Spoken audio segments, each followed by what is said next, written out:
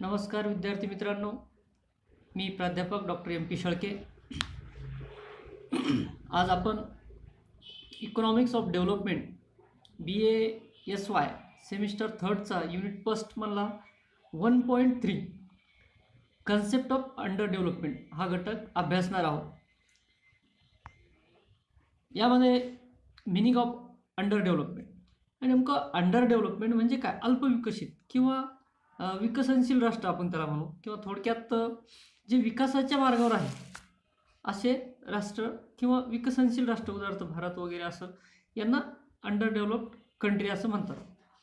थोडक्यात त्याचा अर्थ काय होतो म्हणजे under development is low level of development criticised by, त्यामध्ये नंबर 1चा आहे low real per capita income, म्हणजे आपण ते कशाहून पकडतो किंवा हे राष्ट्र अंडर डेव्हलपमेंट आहे, मग आहे तर नेमकं काय त्याची क्रायटेरिया आहे, तो क्रायटेरिया आपण ठेवू। Low real per capita income म्हणजे प्रति व्यक्ती उत्पन्न कमी।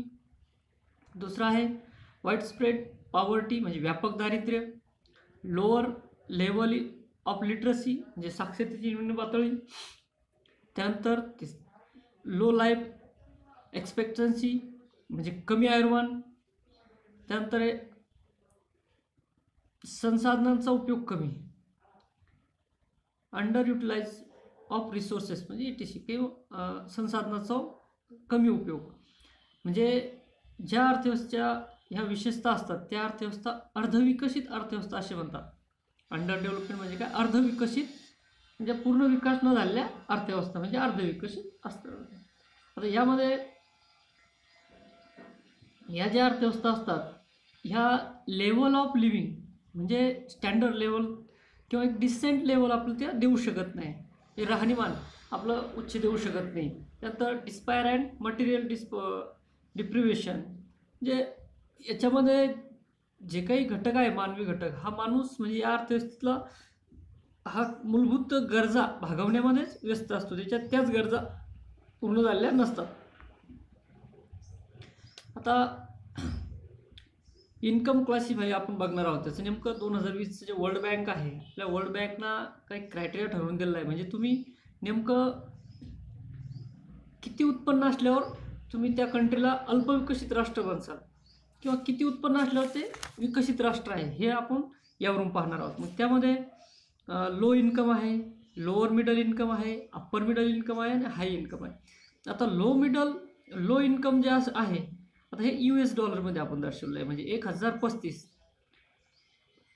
1035 ऑर लेस, त्यापेक्षा कमी जर असेल लो इन्कम असेल तर ते अल्पविकसित राष्ट्र किंवा अविकसित म्हणता येईल त्याला। आणि लोअर मिडल इन्कममध्ये कोणते राष्ट्र येतात, 1036 टू 4045 एवढं जर US डॉलरमध्ये उत्पन्न असेल तर ते लोअर मिडलमध्ये येतात। त्यानंतर अप्पर मिडल इन्कममध्ये 4046 टू 12535 एवढं जर डॉलर उत्पन्न असेल तर ते राष्ट्र अप्पर मिडल इन्कममध्ये येतात। आणि हाय इन्कममध्ये काय, 12536 पेक्षा जर जास्त उत्पन्न असेल तर ते राष्ट्र हे आपण हाय इन्कम समजलं जातो। मग ह्यामध्ये जर दोन विचार केला आपण, लो इन्कम म्हणजे 1035 ऑर लेस त्यापेक्षा कमी, आणि लोअर मिडल इन्कम म्हणजे 1036 टू 4085 दोनही इन्कम हे अल्पविकसित राष्ट्राचे आपण मानू शकतो की हे निर्देशक आहे, किंवा इतक्यापेक्षा कमी जर उत्पन्न असेल तर हे अल्पविकसित राष्ट्र आहे असं आपण म्हणजे वर्ल्ड बँकनं ठरवलेलं आहे। तर लिमिटेशन्स काय आहे ते क्लासिफिकेशन आपण बघितले। The limitation of the classification are, पहिला आहे it's a consider only income, म्हणजे त्यांनी काय कन्सिडर केलं की ओनली फक्त इन्कमच कन्सिडर केलं आहे, and ignores aspect such as a literacy, health life expectancy म्हणजे तुमचं शिक्षण असेल, आरोग्य असेल, हेल्थ, तुमची लाईफस्टाईल कशी आहे, आयुर्मान कसं आहे, ह्या गोष्टी त्यांनी इथं ॲस्पेक्ट केले। फक्त उत्पन्नाच्या आधारावर ते ठरवले, म्हणजे पूर्णतः त्याच्यावर टीका जी झाली आहे की ती ही जी व्याख्या जी केली आहे याने, ही जी व्याख्या जी केली आहे updated country income classification, world बँकनं जी काही व्याख्या केली आहे, वर्ल्ड बँकनं जे काही ठरवून दिलेलं आहे क्रायटेरिया, हा पूर्णतः परिपूर्ण नाही असं काही टीका झाली आहे, कारण की त्यामध्ये काही जे इतरही उत्पन्नापेक्षा जे घटक असतात ते ग्राह्य धरलेलं नाही। त्यानंतर एखाद्या दुसरा जे त्यामधलं उणीव आहे. त्यामध्ये दुसरी जी उणीव आहे ती आहे की इन्कम आहे, देशाचं उत्पन्न आहे, म्हणजे काही लोकांकडं त्या देशामध्ये पैसा भरपूर आहे, पण काही लोकांकडं मर्यादित आहे. म्हणजे त्याचं वितरण, distribution, income and not how it is distribution among the citizens, म्हणजे त्याचं वितरण त्या लोकसंख्येच्या प्रमाणात किंवा लोकांमध्ये व्यवस्थित योग्यरित्या झालेलं नसेल. हे दोन उणीव आपल्याला त्यामध्ये दिसून येतात. त्यानंतर काही डेफिनेशन आहे, some definition of under develop economics. म्हणजे अंडर डेव्हलपमेंट इकॉनॉमिक्सच्या काही ज्या विविध समित्या असतील, प्लॅनिंग कमिशन असेल, युएनओ असेल, युनोचा एक्सपर्ट ग्रुप, तसेच यामध्ये काही अर्थज्ञांनीही व्याख्या केलेल्या आहेत, तेही आपण या ठिकाणी पाहणार आहोत. त्यामध्ये पहिली जी व्याख्या आहे, ह्या पहिल्या व्याख्येमध्ये युनो एक्सपर्ट ग्रुपची जी व्याख्या आहे, we use the term under developed country to mean countries with the per capita real income is low. बघा, त्यांनी सांगितलं per capita real income is low when compared with the per capita real income of the United States of America, Canada, Australia and Western Europe. In this sense, on advocate Simon would be poor countries. म्हणजे त्यांनी काय सांगितलं या व्याख्येमध्ये, किंवा उत्पन्न जसं Europe country असेल, म्हणजे अमेरिका असेल, कॅनडा असेल, ऑस्ट्रेलिया असेल, वेस्टर्न युरोप असेल, या देशाच्या तुलनेमध्ये ज्या देशाचं उत्पन्न, राष्ट्रीय उत्पन्न कमी आहे, GDP, त्यांना अल्पविकसित देश असे आपण संबोधतो, असं या व्याख्येवरून आपल्याला दिसून येतं. तर दुसरी व्याख्या आहे प्लॅनिंग कमिशन ऑफ इंडिया. आता प्लॅनिंग कमिशन ऑफ इंडियाने व्याख्या जी केली आहे, यांनी सांगितलं under development economy is the characterised by the coexistence in greater or less degree of utilised or under utilised manpower or on the one hand and of the exploit nature resource of the other. म्हणजे यांचं म्हणणं जे आहे, हे अल्पविकसित म्हणजे त्या देशातील मानवी शक्तीचा, नैसर्गिक संसाधनाचा पूर्ण वापर नाही झाला तर त्याला अल्पविकसित देश म्हणतात. म्हणजे एखाद्या देशामध्ये नॅचरल रिसोर्स म्हणजे नैसर्गिक संसाधने उपलब्ध आहेत, मानवी शक्तींचा आणि त्या नैसर्गिक संसाधनाचा जर योग्य वापर झाला नाही, उपयोग झाला नाही, तर त्याला अल्पविकसित राष्ट्र असे म्हणतात. त्यानंतर दुसरी जी व्याख्या आहे,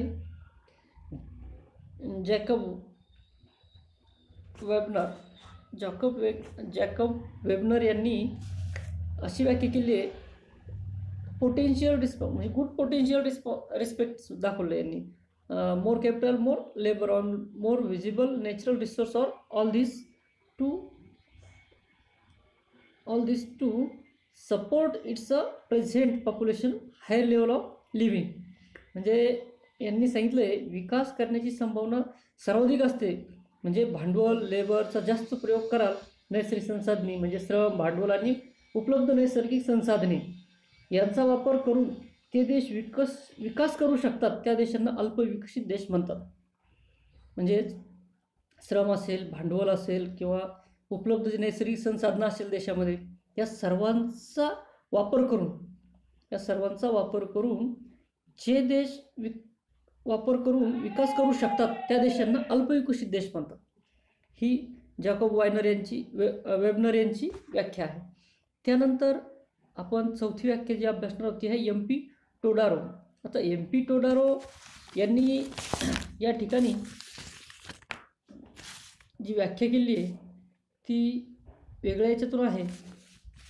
MP टोडारो यांची व्याख्या, यांनी सांगितलं आहे की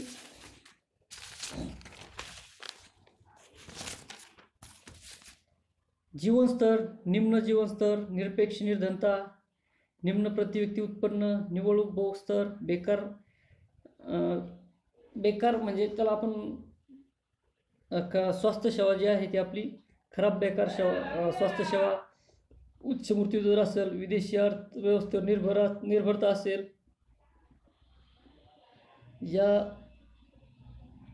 या सर्व गोष्टी जर त्या देशामध्ये असतील,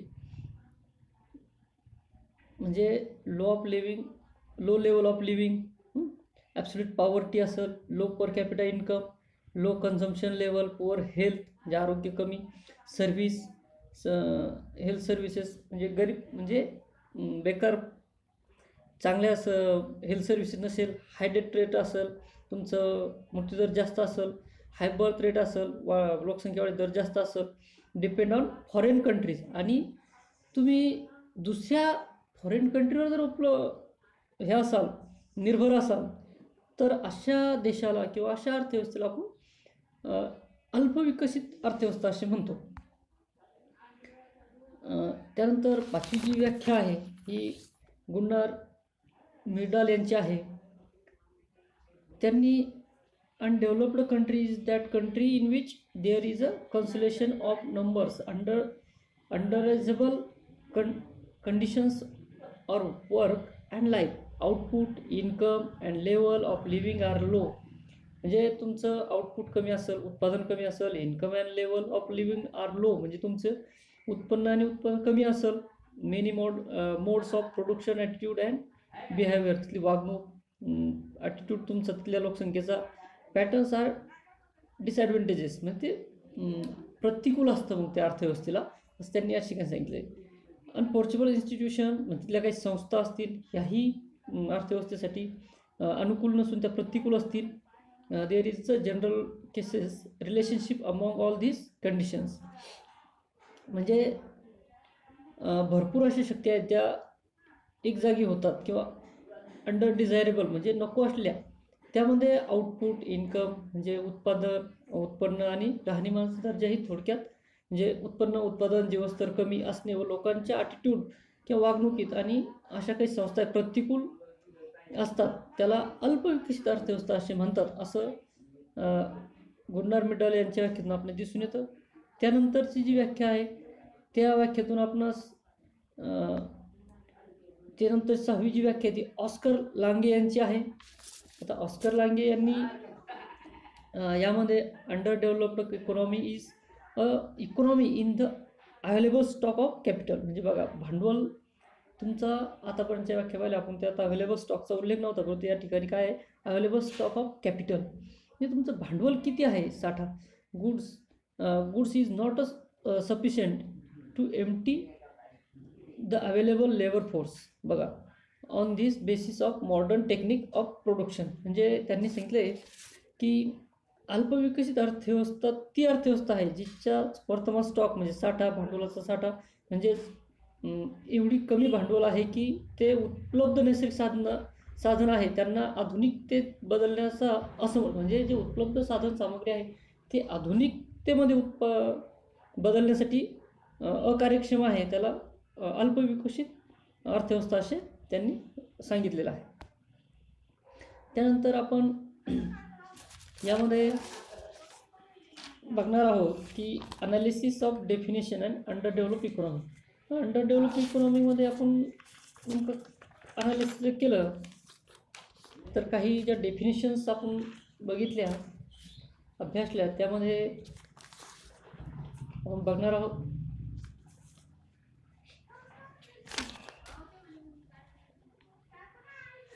त्यामध्ये about definition can be classified into 3 category म्हणजे आपण त्या 3 कॅटेगरीमध्ये विभागणार आहोत. पहिली कॅटेगरी आहे poverty and low income based म्हणजे पहिले व्याख्या आपण त्यात आहे करणार आहे. मग अंडर युटिलाइज बेस्ड दुसरी अंडर युटिलाइज बेस्डमध्ये आहे. तिसरी कॅपिटल डेफिशियन्सी बेस्ड म्हणजे भांडवलावर डिपेंड आहे अशी अर्थव्यवस्था आहे. असे 3 याच्यातून आपल्याला दिसून येतं. म्हणजे आता जे नवीन काही रिसेंट जे अर्थज्ञ आहेत त्यामध्ये अमर्त्य असतील, जॅन फ्रेज असतील इत्यादी has defined the term under developed on the basis म्हणजे त्यांचं काय म्हणणं आहे, नवीन ज्या अर्थज्ञांचं आहे म्हणणं आहे किंवा नुसतं पैसा किंवा संपत्ती किंवा भांडवल संचय नसून अर्थव्यवस्था जर विकसित किंवा अल्पविकसित आहे हे कशावर पाहायचं, त्यासाठी त्यांनी पुअर वुमन डेव्हलपमेंट इंडेक्स दाखवलं आहे. लाईक पुअर रेट लिटरसी, तुमचा high infant mortality rate, poor per capita consumption or electricity म्हणजे इलेक्ट्रिसिटी यांनी या ठिकाणी त्याला हे धरलं आहे, क्रायटेरिया पकडला आहे. Poor level of social welfare म्हणजे तुमचं सामाजिक हे कसं आहे वेलफेअर आहे. पुअर ॲव्हरेज कॅलरीज इनटेक म्हणजे तुमचं कॅलरीज म्हणजे प्रति व्यक्ती किती कॅलरी आपल्याला लागतात त्या कॅलरीचाही या ठिकाणी त्यांनी अभ्यास केला आहे अमर्त्य सेन वगैरे यांनी. त्यानंतर आपण त्याचं एक इम्पॉर्टंट ऑब्झर्वेशन म्हणजे एक निरीक्षण करणार आहोत. त्यातून आपण काय जाणून आलं बाबा की निरीक्षण आपण जे व्याख्या अभ्यासल्या meaning of under development, basic characters वगैरे आपण हे बघतो आहोत. तर यामध्ये आपलं मेन काय ऑब्झर्वेशन दिसलं, त्या ऑब्झर्वेशनमध्ये आपण under development is a relative concept. बघा अंडर डेव्हलपमेंट ही कशी कन्सेप्ट आहे, रिलेटिव्ह आहे, त्याला रिलेटिव्ह कन्सेप्ट आहे. It is the consumption of quality of life, जे जीवनाशी हे आहे आणि between the economic that different them in under developed and developed country त्यामध्ये दाखवलं. त्यानंतर दुसरं जे आपलं आहे under development sustains absolute poverty. बघा ॲब्सोल्यूट पॉवर्टी म्हणलं यांनी दारिद्र्याशी हे आहे. concept of underdevelopment is the relative concept, but it is invariably include prevalence of the absolute poverty. त्यांची दारिद्र्याची संकल्पना हे केली आहे यामध्ये. त्यानंतर तिसरं जे आपलं ऑब्झर्वेशन झालं, under develop country is not a potential poor country, it has the potential to grow. म्हणजे अंडर डेव्हलपमेंट कंट्री काय आहे, पोटेन्शियल आहे, म्हणजे त्यात ग्रो करू शकते ती, असं आपल्याला दिसून येत आहे. म्हणजे ते विकसनशील राष्ट्र, त्यांना आपण अल्पविकसित जरी म्हणत असलो तर ते विकसनशील राष्ट्र आहेत आणि ते विकास करू शकतात, तेवढी त्यांची हे आहे, कॅपॅसिटी आहे. थँक्यू. आजच्या पार्टमध्ये आपण